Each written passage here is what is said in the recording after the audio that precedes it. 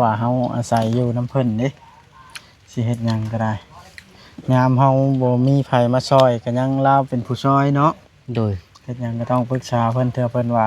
ปรึกษาแบบงาไม้นั่นก็เด้เชียวงาไม้นั่นแล้วไปเฮ็ดเสาตื่มเอางาไม้โดยงาก็ล่างนี่ โดย มันเอามาไกลมันบ่มีบ่นาวได้เพื่อสิไปเอาอืมตัดเอาแถวใกล้อยู่พุ่นแหละมันบ่มีเสาแม่นบ่โดย30 เมตรปลายบ่อืมอืมนั่นมาเอิ้นคันว่าสิย้ายไปค่อยสิซื้ออย่าลืมกดติดตามเพื่อเป็นกำลังใจให้ผมด้วยนะครับทุกคนขอบคุณมากๆครับโอ้ยพี่น้องไอ้ซึ่งเปิดภาพขึ้นก็ได้มาหาบ่าวคำหลายแล้วเพิ่นเตรียมสิยกย้ายไปที่ใหม่เฮาก็มีข่าวดีสิมาแจ้งเพิ่นก่อนพี่น้องเอ้ยเพิ่นสิย้ายไปมื้อใดจังว่ากันเดี๋ยวสิถามรายละเอียดเพิ่นก่อนเด้รอบๆตู้ป้าตกกระตากระบุงนี่ละพี่น้องไอเตียงนี่เป็นทางผู้ใหญ่เพิ่นซื้อเข้ามาเพิ่นให้ทางทีมงานเฮาแล้วสบายดีแบบคำละโอ้นั่งอยู่นำลูกบ่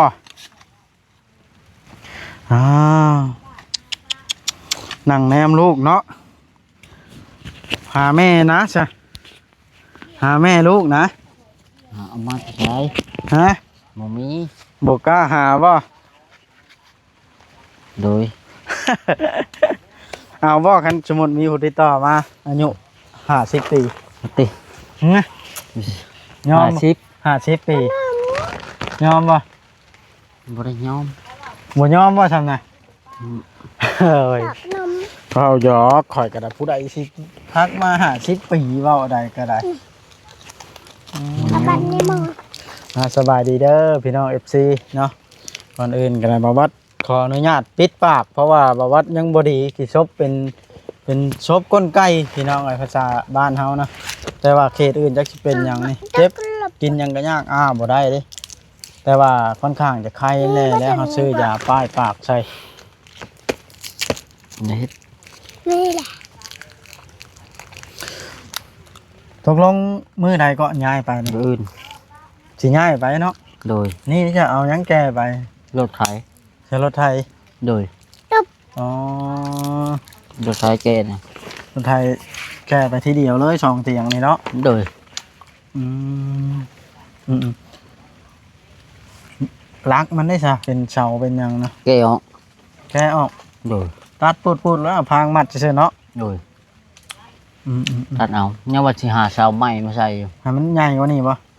บ่ใส่ชื่อเหลืองสีมาให้โอ้แสดงว่าใช้สังกะสีมาเอาเตียงตัวนี้เป็นบ่อนนอนเลยเนาะโดยแล้วพายางอ้อมคือเก่าโดยฮะจักผ่ายางจักผ่าไม่เหยียบบ่ฮู้โอ้น้ำเพิ่นถาเบิ่งน้ำกันเนาะโดยในทางประเสริฐเพิ่นว่าในได้ซะบอกเพิ่นแล้วว่าเจ้าสิย้ายมาอื่นเลยงานไปบอกแรงมื้อแรงจะสิบอกเพิ่นเลยบอกเพิ่นนำเฮ็ดหยังก็ได้เพราะว่าเฮาอาศัยอยู่น้ำเพิ่นเด้สิเฮ็ดหยังก็ได้ยามเฮาบ่มีไผมาช่วยก็ยังลาวเป็นผู้ช่วยเนาะโดยเฮ็ดหยังก็ต้องปรึกษาเพิ่นเทื่อเพิ่นว่าปรึกษาแบบงาไม้นั่นก็เด้เชียวงาไม้นั่นแล้วไปเฮ็ดเสาตื่มเอางาไม้โดยงาก็ล่างนี่โดย มันเอามาไกลมันบ่มีบ่นาวได้เพื่อสิไปเอาตัดเอาแถวใกล้อยู่พุ่นแหละมันบ่มีเสาแม่นบ่โดย30 เมตรปลายบ่นั่นมาเอิ้นคันว่าสิย้ายไปค่อยสิซื้อแสงอาทิตย์หรือว่าแสงโซล่าร์เซลล์มาให้อีกอันนึงโดยเอาบ่เพื่อใต้ไว้ให้มันหุ่งรอบบ้านเจ้านะวางเจ้าอยู่มันจังบ่ย่านก็ได้เนาะโดยมันก็สิง่ายขึ้นแล้วก็ซื้อเอากระบอกมาเสียหญ้าทางป่าเลย จังบ่ย่านเตะไม้เตะต่อย่านงูแงวเนาะ โดย เป็นได้โคมไผเจ้ามีบ่ มีอยู่ บริการอยู่เนาะ โด เพิ่ ย นน่ะ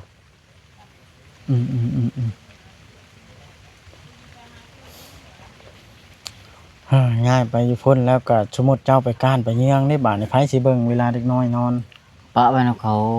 พูดเลย เถียงใกล้น่ะบ่ โดยมันเคยอยู่ เคยอยู่พุ่นกันเนาะ โดย แต่ว่าอยู่ทั่วไปนะเนาะ โดย เออเป็นได้ไปอยู่พุ่นมีแผนการชิ้นหนึ่งเขากินเองบ่หรือว่า โดยนึ่งกินเอง คันมีข้าว โดย อืมหมอหนึ่งมีบ่ มีแล้ว หวดมวยมีครบแล้ว โดย โอ้ยังขาดแต่ข้าว โดย ไปพุ่นกับจังว่ากันเนาะ โดย คือได้ยินว่าทางว่าแสนเพิ่นว่าสิซื้อมาบ่หรือว่าจังได ว่าเศษแน่กับเบาลินี่ว่ะ อืมแต่ว่าพังเบิ่งตัวจริงนี่ละเนาะ โดย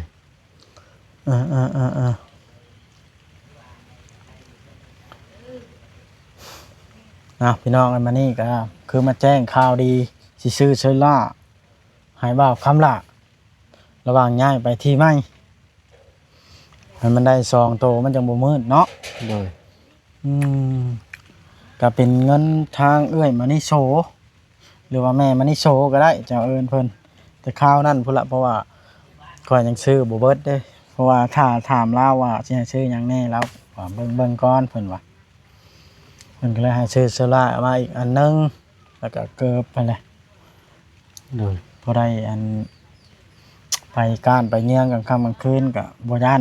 งู แค่นี้ลงไปพุ่นก็มันการตักเตนไว้ ไปขั่วชวนกินเนาะ โดย ข่อยมาก็ขั่วเนาะ โดย ใครมาตั้นก็ได้กิน เอาว่านั่นบ่ ไปว่านั่นได้กินไปมาซอย พ่อ เรือได้ถ้วยเนาะ เลยสิลงไปการไว้นี่มันแบบมันบ่อยากอยู่ปานใดลงไปพุ่นมันอยู่เคยอยู่เคยปะไว้ มีตักแต่นะอยู่ โด เพิ่นข่อยอยู่ก้านเลยเป็นได้3มื้อน่ะ แล้วแต่ อยู่ก้านน้ำท่มนึงกับก้านได้แล้วนะมาตักแต่น โดยได้ มอง ได้ แรงนี่ ได้ มืดแล้วมันก้านได้บ่นี่เนาะ โดย มันบ่ปบ ก็ผุตกเปิดมันขึ้นสูงนะแบบมันขึ้นจากขี้ดิน มันเป็นงอยกกหญ้ากกหยัง เฮาละเห็นเนาะ โดย ตักแต่นลายมะเขือนั่นบ่ โดยแต่ลายแต่นั่นนี่ โอ้การขายก็โลแพงเนี่ยโลเป็นแสนพุ่นตักแต่น ผมอยู่ป่าอ้อยอยู่พุ่นให้กระติกทางบ่ามะนาว แถวนี้บ่มีคนฉีดหญ้าฉีดหยังหรอวะ บ่มีหาหรือฉีดยาบ่มี มันมีคนฉีดหญ้าอันตรายนะกินเจ็บท้อง บ่มีแท้ บ่มีเนาะ โดย จังหน่อยจังไปหาเบิ่งที่เตรียมอันแปลงตูบเนาะขี่รถค่อยไปนี่ซ้อนกันไปรถมันบ่ได้ย่างแล้วรถไทยไผก็สิแค่นะขึ้นรถไทย รถไทยใครพ่อเขาขึ้นพุ่นน่ะไทยโหดพุ่นน่ะ ม รถไทยเขาอยู่เถียงพุ่น เฮ้าแม่น เฮาเมื่อบ่ายอยู่ไผเมื่อยาเขา มันตัวหน้าวัดนะบ่โอ้ย ไปวันนี้ก็สิเว้ย แว่รถแว่หากินข้าวกินน้ำกินน้ำแว่ลิ้น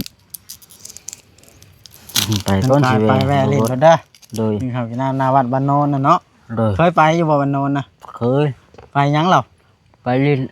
ลิ้นชาวบ่ ไปเฮ็ดเวียกไง เฮือนข่อยก็ติดกันแหล้วก็เฮือนเบาอีหลีในหน้าวัดล่ะเฮือนเบาอีหลีล่ะตัวหน้าประตูวัดเฮือนข่อยล่ะตัวหน้าประตูทั้งนับลงไปอีกนะ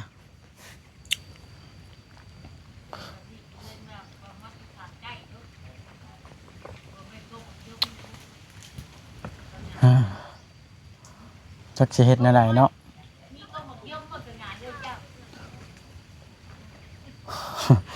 กระเชิดแล้วก็จะกว้าวเนาะเราอยากถามว่าเฮือนเมื่อกับแว่พักกันแว่ลิ้นเนอะ โดย ภายในเขามาหามานี่ เขาบ่ใช้บ่เรื่องอยู่ซิด 3 คนนั่นนะ โดย เอาแสดงว่าผู้อื่นยังบ่ทันเห็นเนาะ โดย บอกเพิ่นแล้วบ่ว่ามื้ออื่นสิย้าย โดย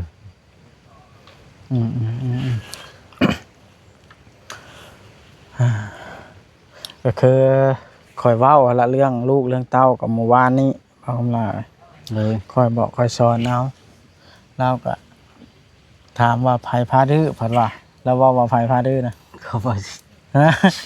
บ่เวียงบ่เวียงแล้วเฮงหายเราบ่สิพาดื้อเทื่อเนาะ ตัวซิ น้องแม่เว้าได้ กี่กาเลยเห็นว่าตัวซินอนก่อนก่อน เดี๋ยวน้องแม่จื้อเอาเด้อสร้างเป็นเนาะอืม กี่กาเลยเช็ดจะส่งมามึงเหรอ เสร็จจะส่งเลย ล้างมือมากับหาประเภทเฮ้เช็ดจะส่งก็ได้ไพ่พาเห็ด ตูชิดมันว่ะ ตัวซิ บ่แม่นแนวเฮ็ดหยังให้เห็นเด็กน้อยเนาะจื้อไว้ให้เนาะ โดย เด็กน้อยก็เปรียบเสมือนกับแก้ขาวเนาะเอาสียังท่าก็มันเป็นสีอันนั้น โดย อันนี้ก็เอาสียังท่าก็เป็นสีอันนั้นซอนยังได้อันนั้นแล้วมันน้อยฉันสิว่าน้อยเนาะอืม ไพ่พาเห็ดน่ะตัวซิว่ะเราเห็นแล้วเห็ดตอกตีแกงไม่ อ๋อ เห็ดแบบตาขี้เบาขี้ข้านว่ะโย่ จื้อไว้ เนี่ย เนาะ โบกบ่จื้อ แม่บอกว่านานเด้ดิ โดย เออเป็นได้พวกมีพวกไข่ยังพอได้กินอยู่ปะ เบื่อ อ๋อปันกัน ละน้องขึ้นมาเขาอยากให้เขากินเลย อ๋อ เบื่อ ดำให้ อันนั้น ดำมาเนาะ โดย แม่นแล้วอยู่น้ำเพิ่นให้ มาปลาอยากกับลุงเอามือลูกไปลุงเอา อืมบัตรอันพูนบัตรให้เฮาย้ายไปบอนที่เฮาพุ่นเนาะ โดย เฮาแยกครัวว่าง่ายๆจะเฮ็ดกินอยู่เองพุ่นนะ โดย เอ้อคือเห็นแล้วลาวก็ได้บ่ได้ทำงานหยังเนาะ โดย ประเสริฐก็ได้ใช้ชีวิตแบบธรรมชาติหั้นนะเฮ็ดแล้วเราบ่ฮู้อะบ่แล้วก็ได้ แต่รัก ได้แต่รัก เลย แล้วสิเฮ็ดอันใดบาดนี่ นั่งหาไปนั่งจะไปหาเอาเฮาอยู่ คันมีไม้สังไผเอาไม้สังไผมาพา ปูอ่ะบ่พายอ่ะ บ่พา อย่าเป็นบาทนิดหน่อยเอาไปล้ำเลย เอ้ามันสิบ่เปลืองบ่ซะ เปลืองเคยยังไง อืม มันจำแบบนั้นมันบาทนิดหน่อยพา เร่งมือได้อยู่หั่นบัดงัวหลายเนาะมันฮักแล้วยากอีกได้หั่นเนาะ โดย มันนานเฮ็ดหั่นนะ โดย อืม มาแรงนี่ก็แล้วแล้ว โอ้จังหน่อยจังไปเฮ็ดเนาะ มันนี่ไปเอาไม้อยู่ เอาไม้ใช้น่ะ หน้าเขา เออ คอ ขอเอา โดย พี่น้องบ่เพิ่นจังสิเอาให้ เมื่อแบบอันพี่น้องทั้งพ่อ อืม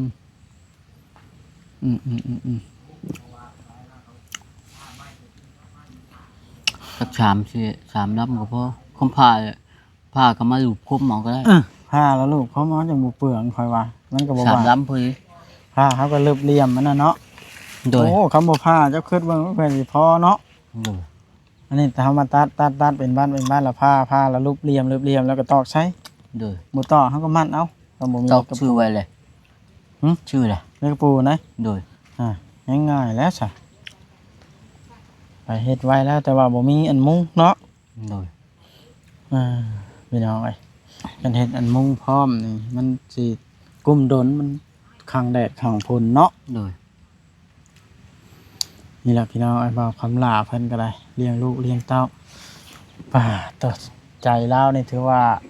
หักลูกอะไรแม่นอะไรบอกได้ยินกระเจ้าเว่าว่าตอนนั้นช่วงหนึงน่ะช่วงเมียตายแรกกระเจ้าว่าอยากชื่อเอาคนลูกนะ แม่นอยู่เขาว่าเอาใหายไปลูกบ่มัดแขนเอาเขา อืม บ่ไปชิปรอ 80 ล้าน โดย เจ้าบ่ยอม บ่มัดแขนต่างหากได้ไปชิปเลยให้ต่างหาก เจ้าคิดนะคันเป็นหยังก็ให้เป็นกับตัวเอง โดย โอ้ คนละคืดก็ให้เขามัดแขนลูกเขาบัดเขาสิทราบอ่ะสำคายลูกกินไม่ได้ อืมอืมเจ้าคิดสิพาลูกไปอยู่ไสในเวลานะ มาพี่เลย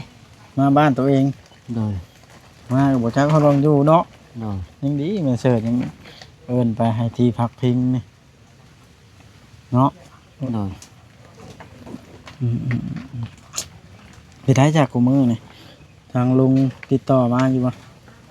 ยัง ใช่ ยัง ติดต่อมาแต่คราวนั้นเนาะ โดย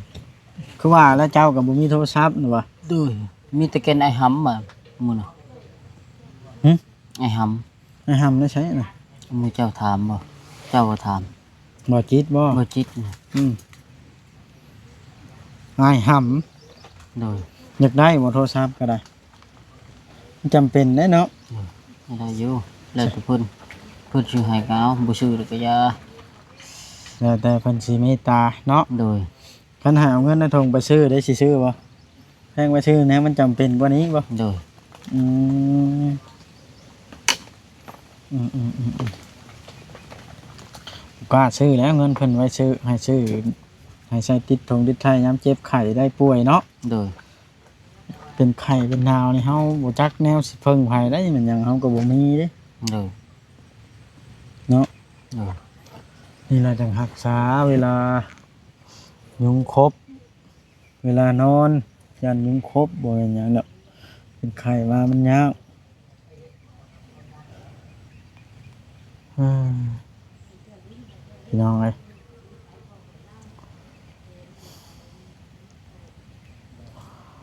เหงาเติบเลยชีวิตใช้อยู่แบบบ่มีลูกมีเมียเนาะหรือบ่ได้เหงาบ่ ธรรมดา อืมหาก็ได้ผู้เดียวเท่านี้บอกก็มีลูกกับเมียนะ โดย แสดงว่าหาก็อยู่น้ำกันนะแม่นบ่ 7 ปี 7 ปี 8 จังได้ ปี ผู้เดียวนี่ โดย อืมเพิ่งปานนั้นเพิ่นบ่ได้เอาเมียนะ โดย อืมคือว่าดนสมควรได้พี่น้องเอ้ยคนเฮาเคยอยู่7-8 ปีเนาะฮ่าจักสิว่าแนั่นใดล่ะแล้วคิดว่าสิบ่ผิดบ่ทำอิฐกินหยังก็ แปบ โอ้ยผลสุดท้ายมา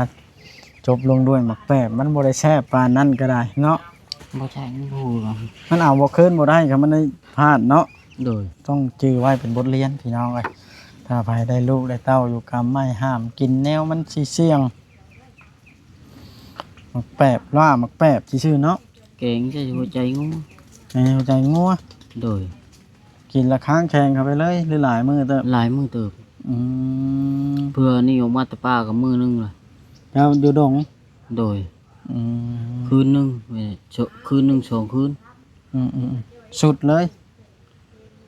ชุดเลยออกมาว่าเจ็บหัวให้นักว่ะก็เลยพอดีป้าแล้วนะออกมา อืม มาว่าเจ็บหัวคืออยู่ดนอยู่ไปหู้ว่ะก็มือสิเข้าไปคือว่าดีๆอยู่ แต่มันนี่แต่ว่าเป็นบทเรียนเนาะมันหาเอาคืนบ่ได้แล้วบทเรียนครั้งยิ่งใหญ่ที่สุดในชีวิตมวยแนวกินหมักแปบนี่ก็ได้ ก็มาเป็ดกลมแล้วกินได้เขาว่ะ ฮะ ก็มาเป็ดธรรมดาแล้วกินได้ อันนี้มาเป็ดพันธุ์ โอ้หมักแปบพัน ตัวซีเปเปใน แปบยักษ์ เลยซัมซุงนี่ โอ้ตกปลาเจ้าบริลงดำหน้าซอยเพิ่นบ่มานี่ ก็เปิดหากับลูกกาไว้วะ วันนี้เพิ่นบ่ได้ดำบ่ มันไม่ดำเนาะ อืมบ่มีน้ำเนาะ เลย ฝนลิ้นซำใดก็บ่มีน้ำข่อยงึดแฮงทั้งบ้านข่อยล้นให้ล้นคันอยู่หั่นคือบ่ได้ไกลกันเนาะ เลย นี่เป็นน้ำนาบ่ เลยบรุ่นก็เป็นบางจุด แถวนี้ก็มีแต่จุดนี้แหละบ่มีเนาะ เลย แล้วอื่นก็ดำไปทึดอยู่อืมเนาะสั้นคลิปนี้ก็โอ้ล้มกันลิ้นเนาะ เลย เรียกว่ามาเอิ้นย้ายไปเดี๋ยวข่อยได้เข้ามาข่อยซื้อเขามาให้เด้อ เลย กระบอกใช้เบอร์หยังก็ เบอร์10มา เอาเบอร์10เนาะ เลย แล้วก็ให้เซอร่าเอารุ่นเก่านี่แหละมันจังหุงคักเนาะ มันเลยก็ได้ โอเคเด้อพี่น้องคลิปนี้ก็ได้สิได้จบคลิปลงซะก่อนพบพ่อกันในคลิปต่อไปบัดนี้สิไปอันหาเห็ดหัวเนาะ เลย เห็ดหัวเห็ดหาวน้ำสร้างหรือว่าน้ำบาดาลพี่น้องเอ้ยไปเฮ็ดซอยบ่าวคำหล่าจับซอยเพิ่นกันเพิ่นตัดไม้ตัดหยัง เพิ่นสิให้ก็ได้รถไผน่ะโอเคพี่น้องบ๊ายบายสวัสดีเด้อ สวัสดี อ่าดีไปลงคลิปก่อนบัดน่ะอ่าลงคลิปแล้วจะสิไปถ่ายบ่คำลาเฮ็ดทั่วพี่น้อง